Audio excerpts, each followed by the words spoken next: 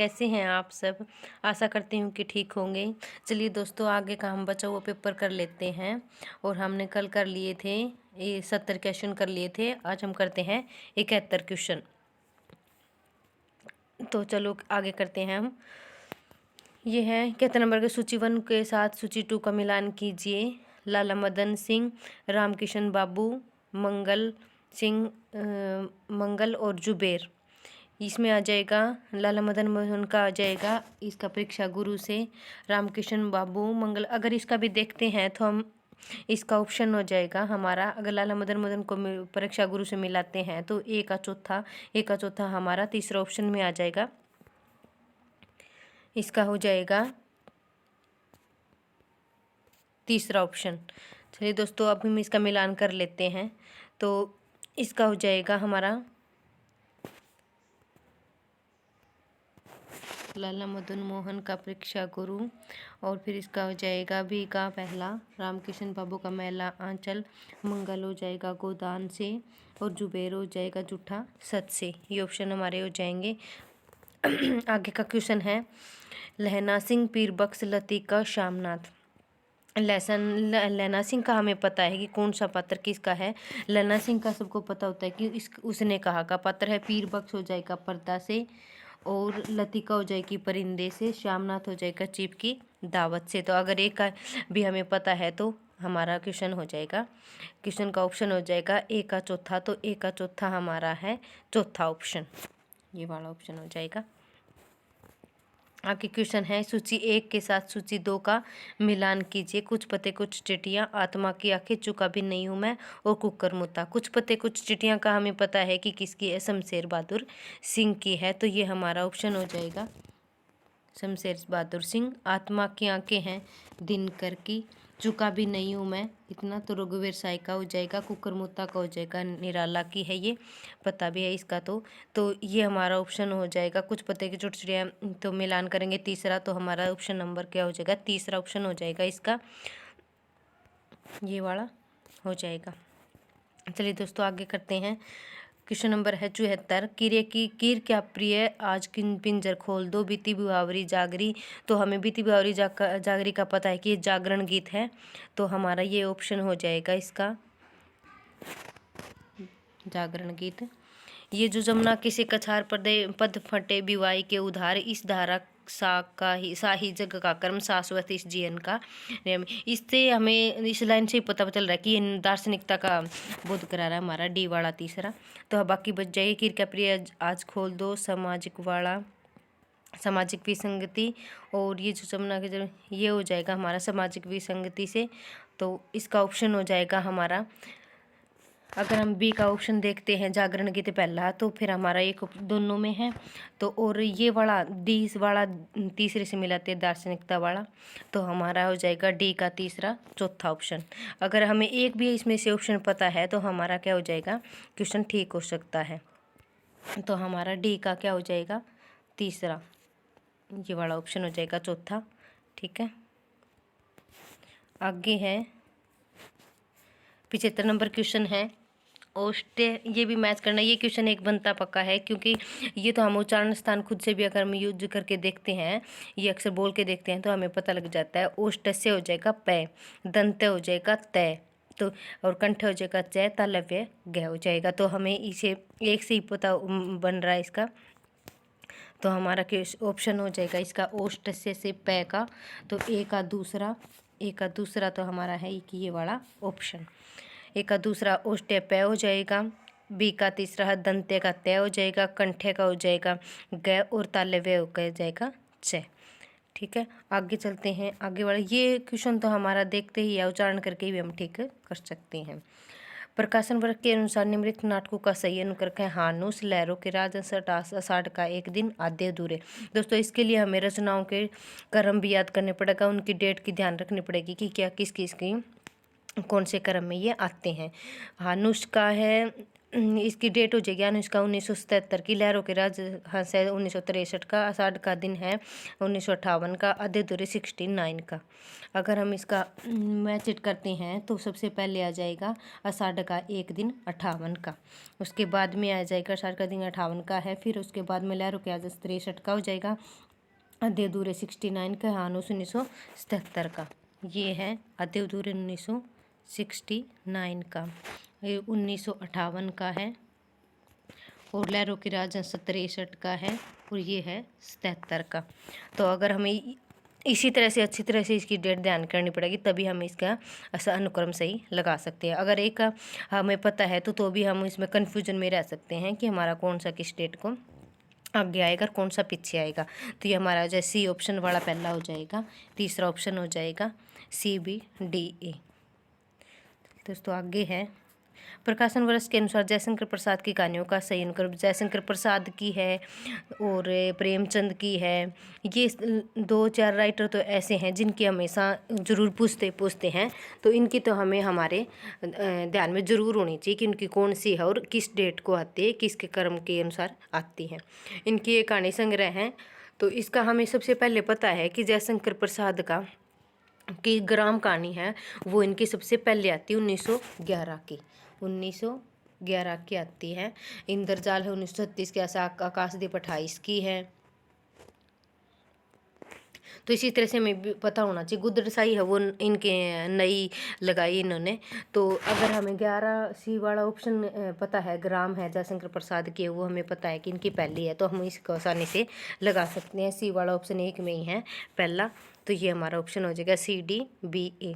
जिसका हमें पता नहीं होता वो लास्ट में या फिर सबसे पहले ये पीछे वाले से लास्ट में। इंद्रजाल है वो इनकी लास्ट की कहानी है। तो हम इसके पहले गुदरसाई ले आएंगे क्योंकि इसका डेट पता नहीं लगता है। तो इंद्रजाल वाला इसके बाद में हो जाएगा। निम्नलिखित ग्रंथों का सही अनुक्रम है republic, mind in the world, practical criticism, essays ancient and modern. तो हमें पता है रिपब्लिक का, क्योंकि ये तो फेमस रचना है हमारी, इससे ही पता लग जाएगा। ए ऑप्शन सिर्फ एक वाले में है तो हमारा हो जाएगा ए ऑप्शन। आगे है प्रकाशन वर्ष के अनुसार प्रेमचंद की कहानियों का सही अनुक्रम है बुड्ढी काकी, सवासिर, गेहूं, पंच परमेश्वर और प्रेरणा। अभी इसमें प्रेरणा का भी नया ऑप्शन इन्होंने दिया है। प्रेरणा भी नई कहानी निकाल के लेके आए हैं। देखो पहले प्रसाद की पूछी थी, अब प्रेमचंद की कहानियाँ पूछी हैं। तो ये 2-3 राइटर तो ऐसे हैं जो हमें पता ही होना चाहिए कि इनकी कहानी कौन कौन सी और कब कब आती है। इनका अनुक्रम भी हमें पता होना चाहिए। तो अगर हम इनका डेट देखें तो उसके हिसाब से बुड्ढी काकी है वो 21 की है। और सवासिर गेहूँ है वो 24 की है। पंच परमेश्वर है वो 16 की है। अगर इस हिसाब से भी हम देखते हैं तो हमारा ऑप्शन हो जाएगा पंच परमेश्वर 16 वाली पहले आ जाएगी। C ऑप्शन है। तो C ऑप्शन अगर हमारे 3 और 4 दोनों में है तो हम देखते D वाली है वो प्रेरणा है वो बुड्ढी काकी 21 की है। सवासिर गेहूँ 24 का है। तो हमारा ऑप्शन हो जाएगा ये वाला 4 वाला, क्योंकि इसमें लास्ट में हमने प्रेरणा ले रखी है। तो जिसका डेट ना पता हो लगभग से हमारी पीछे ही आ जाएगी। तो हमारा ये हो जाएगा चौथा ऑप्शन हो जाएगा। आगे है जन्म वर्ग के अनुसार निम्नलिखित रचनाकारों का सही अनुक्रम। हमें हमारे रचनाओं का भी ध्यान होना चाहिए कि कौन सी डेट को क्या आती है, और वैसे ही हमें इनका भी पता होना चाहिए, राइटर्स का भी डेट का हमें पता होना चाहिए, जन्म डेट का, और उसी के हिसाब से हम इसको लगा सकते हैं। तो अभी एक बार अगर हम अच्छे से याद कर लेते हैं इनको तो बार बार में याद करने की ज़रूरत ही नहीं, क्योंकि यही ज़्यादातर रिपीट होते हैं जो मेन इंपॉर्टेंट होते हैं वही। तो अध्यापक रामदर्श मिश्र है वो 24 के हैं, 1924 के। विवेक की राय भी 24 के ही आते हैं। बालकुमार गुप्ता है 1865 के हैं। और अध्यापक पूर्ण सिंह है वो 1881 के हैं। तो सबसे पहले बालकुमार गुप्ता आ जाएंगे। C वाला ऑप्शन पहले आ जाता है। C वाला ऑप्शन है वो इसमें दूसरे में है। फिर उसके बाद अध्यापक पूर्ण सिंह 1865 के बाद में 1881 के, उसके बाद में रामदरस मिश्र और उसके बाद में विवेक की राय। तो हमारा ऑप्शन हो जाएगा दूसरा। आगे है प्रकाशन वर्ष के अनुसार श्री लाल शुक्ल के उपन्यासों का सही अनुक्रम। विश्राम प्रकाशन मकान, सुन्नी घाटे का सूरज, पहला पड़ाव। इसमें अगर देखें तो विश्राम मकान है वो 1974 की रचना है इनकी। सुन्नी घाटी का सूरज है वो 1957 की रचना है। पहला पड़ाव 1976 की है। और विश्रामपुर का संत है वो 1999 की है। इसका मेरे को पता नहीं, अच्छे से कंफर्म नहीं है कि क्या इसकी डेट विश्रामपुर का संत की। तो इसमें अगर हम देखें तो शून्य घाटी का सूरज है वो सबसे पहले आ जाएगी, 57 की रचना है। तो पहले सी वाला ऑप्शन है शून्य घाटी का सूरज। फिर उसके बाद में मक्का 1974 का पहला पड़ाव है। फिर उसके बाद में 76 का। और विश्रामपुर का संत 1999 का। तो हमारा ऑप्शन हो जाएगा तीसरा। ऐसे ही दोस्तों हमें सारी डेट को अच्छे से जुबान पे हमें याद होना चाहिए कि कौन सी कोड, और ज़रूरी नहीं है कि हमें सारी राइटर करने हैं। जो इम्पोर्टेंट है, जो कि बार बार में हमारी परीक्षा में रिपीट होते हैं, वो ही हमें सिर्फ करने हैं। परीक्षा उपयोगी जो हमारे ज़्यादा से ज़्यादा कहानी में और नाटक में या अन्य विधा रचनाओं में ज़्यादा से ज़्यादा 15 राइटर होंगे, वो हमें अच्छे से जुबान पे याद होंगे, तो हमारा परीक्षा आसानी से हम क्लियर कर सकते हैं। आगे हैं प्रकाशन वर्ष के अनुसार जयशंकर प्रसाद के नाटकों का सही अनुक्रम। वैसे देखो पहले इनकी कहानियाँ भी पूछी थी, अभी नाटक पूछ लिए हैं। तो इसमें आ जाएगा जातशत्रु है वो पहले आ जाएगा। जातशत्रु 22 का है, दुर्स्वामिनी 33 की है, और राज्यश्री है वो 15 की है, और स्कंदगुप्त है वो 28 का हो जाएगा।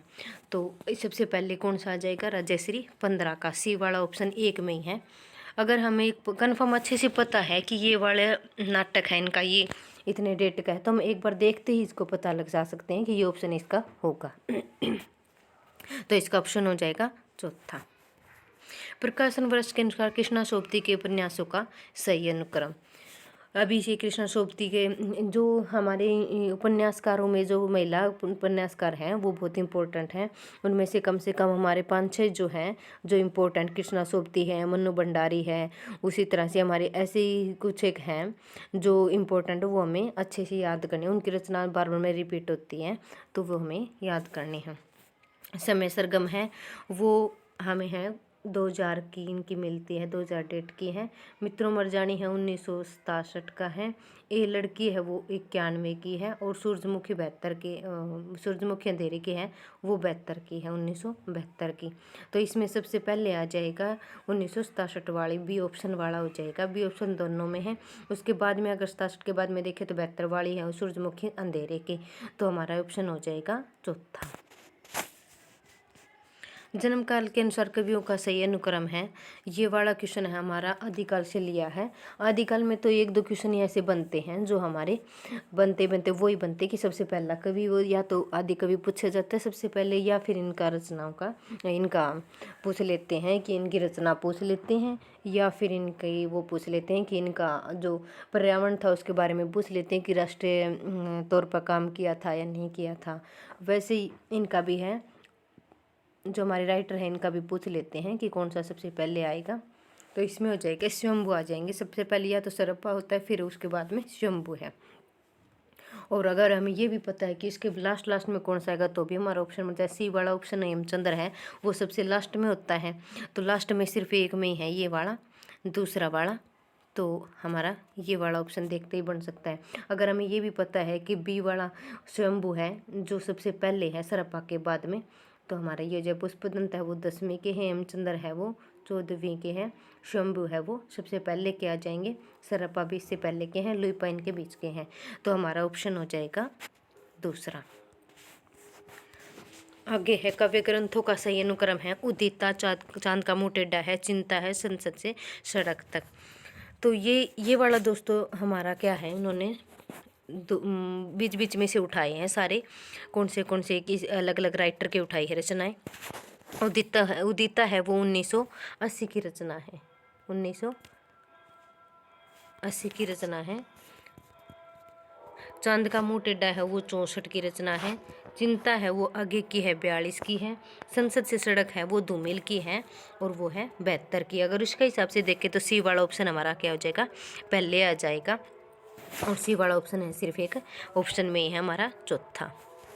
आगे वाले हैं आगे हैं दोस्तों, ये सारे सेशन रीजन वाले क्वेश्चन आगे हैं, ये हमारे प्रैक्टिस पर निर्भर करते हैं। तो आगे वाले ऑप्शन क्वेश्चन हम नहीं करेंगे, उसके बाद में हम करेंगे 2021 का दूसरी शिफ्ट वाला क्वेश्चन पेपर करेंगे। अगर हम बार में भी हमारे अच्छे से कॉन्सेप्ट क्लियर है तो हमारे क्वेश्चन हमारे अच्छे से हो सकते हैं, ठीक हो सकते हैं। तो हमें बार बार में हमारे क्वेश्चन पेपर पीछे के जरूर रिवाइज करने हैं। 2-3 बार अगर हम अच्छे से रिवाइज ध्यान कर करके करेंगे तो हमारे क्वेश्चन ठीक हो सकते हैं और यूजीसी नेट क्लियर भी हो सकता है।